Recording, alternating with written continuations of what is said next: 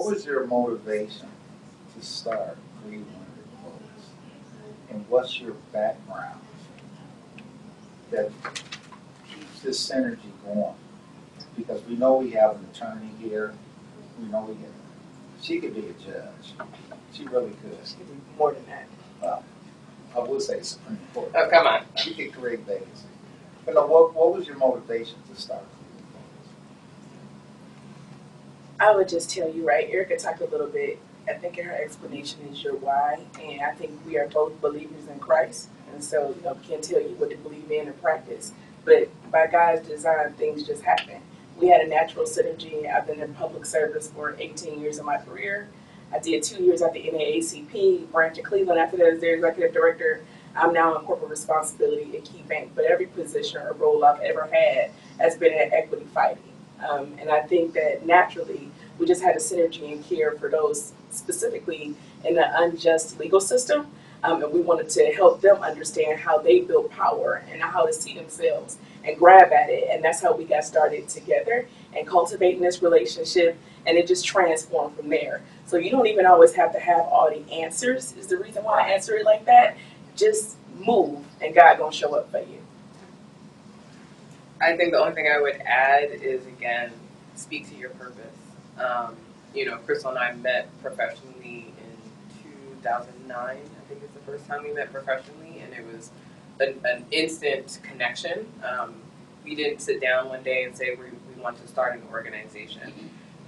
We just together figured out the ways in which we could be, again, servant, humble leaders in our community, and complement one another in our gifts, which we have continued to do in a multitude of capacities. So we didn't have all the answers. The journey of Cleveland Votes has been very raw and organic. A lot of piecing things together over the years, and a lot of people have invested not just in the form of resources, money, but time and trust. Right? We really have spent a lot of time building trust.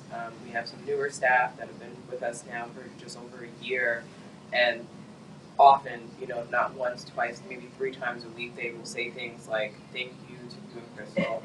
Thank you for creating this organization. Thank you for building the level of trust in the community," because as someone that maybe has only been here a year, when I'm out and about and I say I work for Cleveland Votes, immediately there's like a trust that now people have of me because I'm with the organization, because of the foundation of what Crystal and yourself made. And just a brief follow-up, where did you attend college? Yeah, so I'm not a native Clevelander. I'm born and raised in Long Island, but have been here now for quite some time. My joke on Cleveland is that I come from New York. They say New Yorkers are mean. I say, you better watch out for those Midwesterners, because despite the fact that I've been over here for over 15 years, I'm married a Clevelander, I got my graduate degree from Cleveland, people still side-eye me and say I'm not from Cleveland. And I'm like, okay, you say New Yorkers are mean. I don't know about the people in the Midwest. But yeah, born and bred Long Island, but now I can say affectionately that I have 2 homes, Cleveland and Long Island still. Went to CSU, but then where actually I met my husband. We were study buddies. We both have a master's in public administration. And yeah, I probably have loved policy before I even knew what it was, if that makes sense. Before moving here, I was a paralegal for a number of years. I thought I was going the law school route.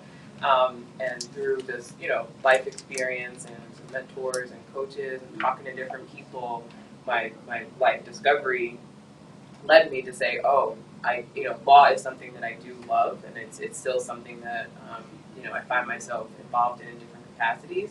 But really, at the end of the day, for me, I realized that I did not have to limit myself.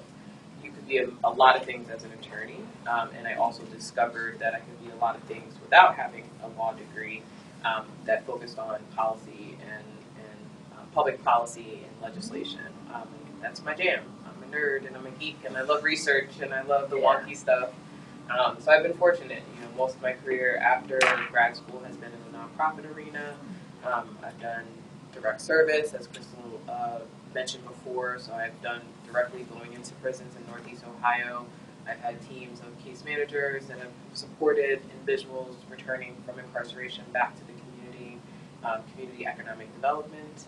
I've done a lot of fund-related work, where in a sense I work for a funding intermediary, funding collaborative, so delving into some of the philanthropic aspects, along with the work that Cleveland Votes does in redistributing money.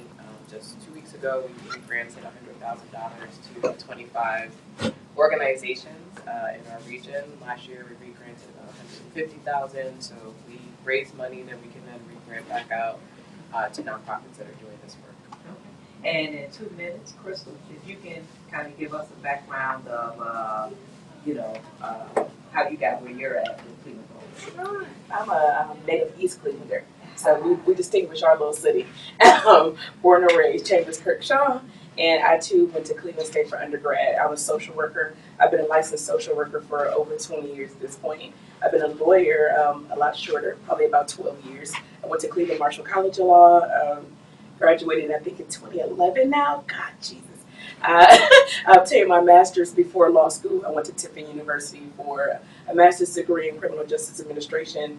My entire career, I believe in being in public service. It is the greatest job to me that God ever invented. If you never did any civic engagement things outside of work, your job every day is to get up and serve people. I found it sickening how people misuse the role of what public service is supposed to be. It is in fact biblical. It is your job to serve. That's why the Lord was turning over the tables of the tabernacle. But after doing it for a very long time, the last role I had in government, I served as the director of the County Office of Reentry. That is one of the 7 divisions within Health and Human Services. When I hit a glass ceiling, I feel like it was time to have more autonomy, agency. That where Erica talked about, and the opportunity happened to come available at the NAACP. So I did those 2 years in nonprofit, and I profoundly believe one of my gifts is just to come in. Organizational development is a natural skill set, so kind of fix and create a foundation for things that don't necessarily have it. So I knew when it was time to go. I created the ability to kind of stabilize an organization that is amazing, unique, and legacy building. So you don't really get to ever lead the NAACP. You just don't sign a paycheck for me anymore. And now we have the wonderful Edwin Hubbard, who's leading as the executive director, and our amazing president, Caleb Griffin. And I had a new burning passion that I had been working on for a while. I just couldn't figure out how to transfer the skill set in it. And it was this passion about economic equity. After George Floyd had to kind of save as a martyr, so I said he didn't want to, I'm sure. But that is what happened to him when folk asked us for the first time, well, you have a table, what do you want from it? The only thing that we could talk about was criminal justice reform. And I think it's because we don't really understand capitalism and equity, Right. Or economic equity or inequity. And so in order to transform to that degree to create self-sufficiency, you have to understand money. And so he found it in me. I don't know why, but they seen fit that I can come over into corporate responsibility, learn about banking, but also learn about giving, and really the ability to lend and create access to capital. So I'm excited for this new opportunity, which you bring that skill set into. And Erica is just extremely humble. We talk about a humble leader. And so the difference now in just having 2 co-founders, about maybe a little over a year ago, she also stepped into the role as executive director. So all this new vision you see is her. I'm just here for whatever she needs, a kernel of corn, a nugget, whatever she needs. This is her, but she never says that. She's always been a visionary. I've always been a person that can operationalize, and that's where the balance comes in. But just grateful to be here and serve in whatever capacity God sees fit.